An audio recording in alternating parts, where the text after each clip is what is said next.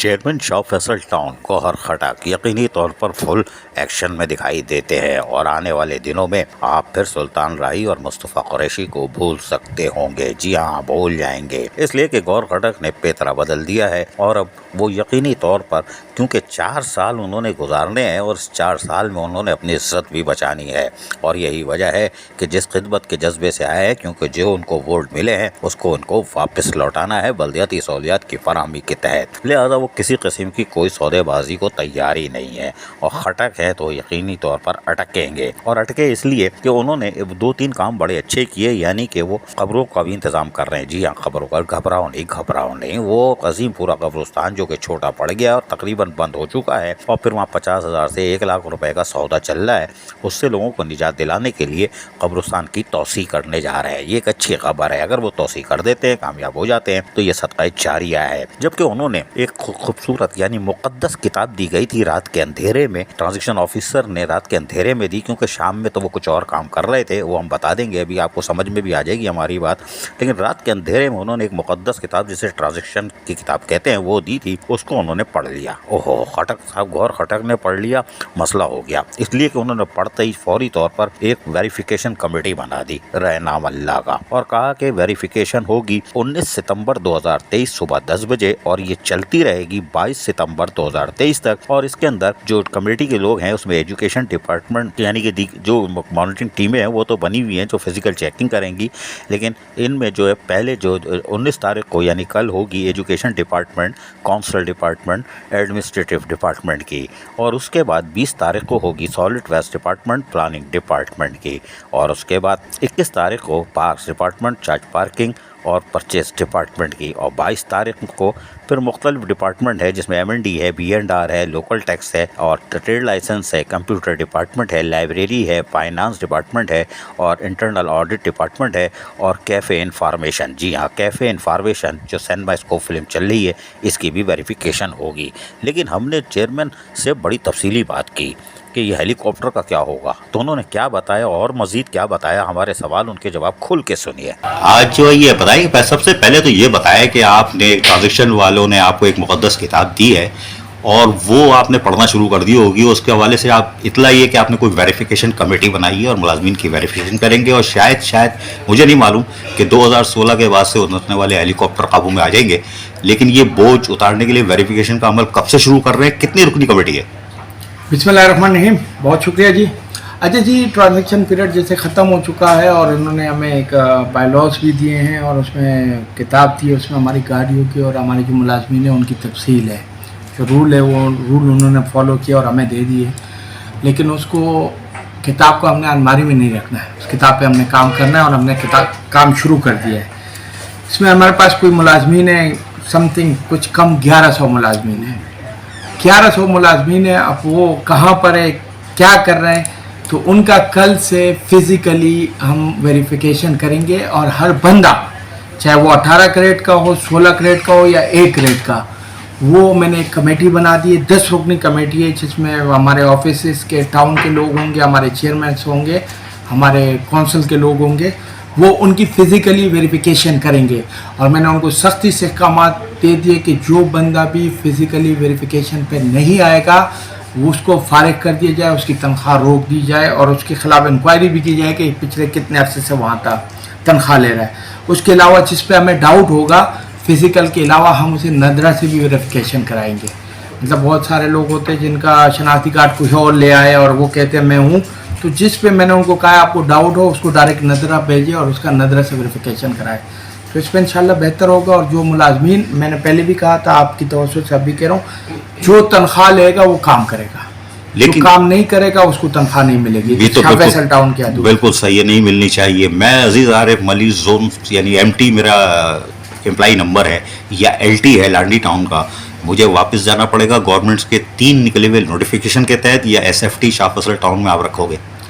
Sir, मेरी पहली तो कोशिश ये है कि जो शाह फैसल टाउन के लोकल मुलाजमीन हैं जिनकी सैलरी यहाँ से चल रही है, टॉप पे तो हम उनको रखेंगे कि उनको हमने लेना है। उसके बाद हमें देखेंगे, अगर हमें ज़रूरत होगी तो हम डिस्ट्रिक्ट में, जो हमारे डिस्ट्रिक्ट लांडी, कुरंगी, मॉडल, इधर से जो लोग आएंगे उनको एक्सेप्ट करेंगे। ऐसा नहीं होगा कि वो न्यू कराची से या सेंट्रल से या कहीं और से आ रहे हैं, तो वो कोशिश हो कि उनको एक्सेप्ट नहीं करें। वो काम उनको दूर पड़ता है, वो आ भी नहीं सकते। यहाँ हमें लोकल लोग चाहिए जो काम करें। वेरिफिकेशन आप करते हैं कौंसल वालों की, और गुज़िश्ता 20 सालों से कौंसल वालों पे तलवार लटकती है। सूजी सर्विस यानी एसयूजी वाले जो आते हैं उनके तनख्वाह शाह फैसल टाउन या बल्दिया कोरंगी देती आ रही है, आप दोगे, इनकी भी वेरिफिकेशन होगी या ये मुकद्दस हैं?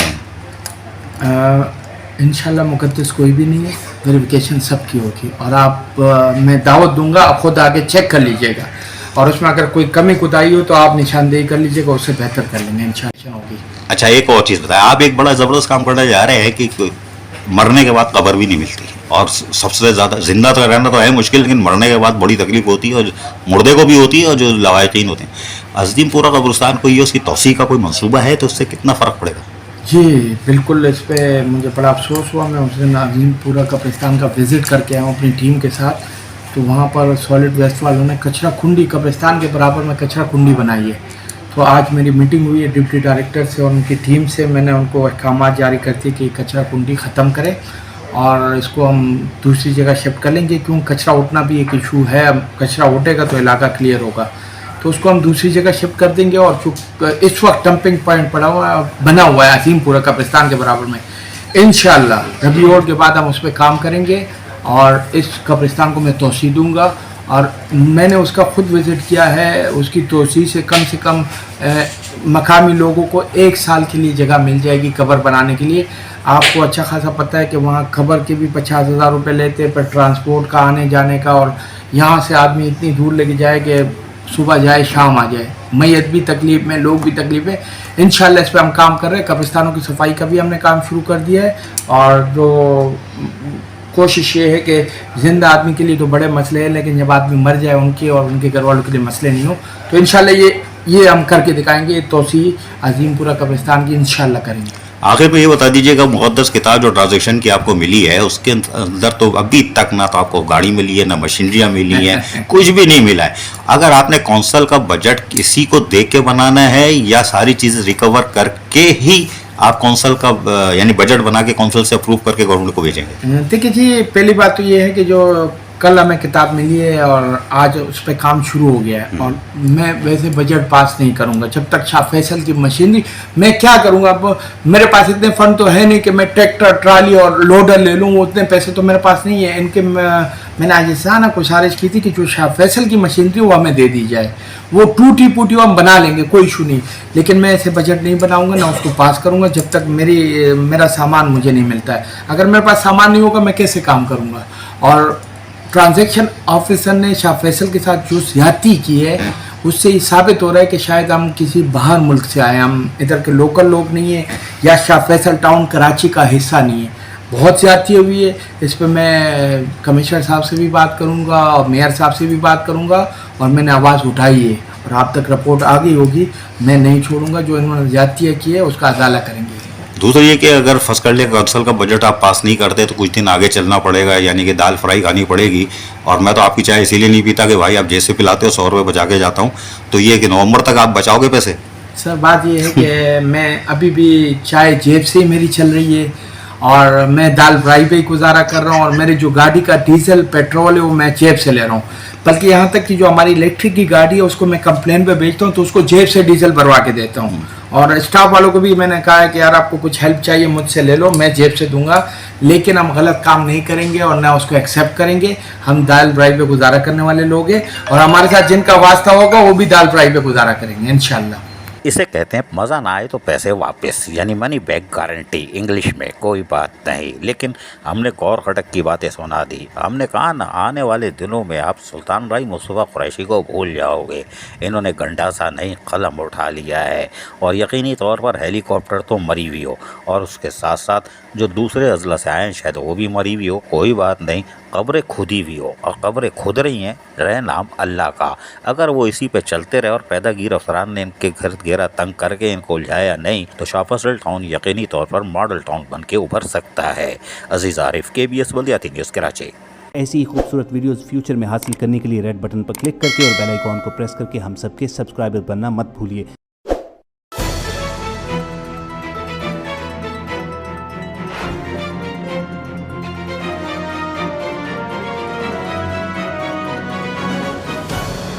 BTS बल्दियाती न्यूज़।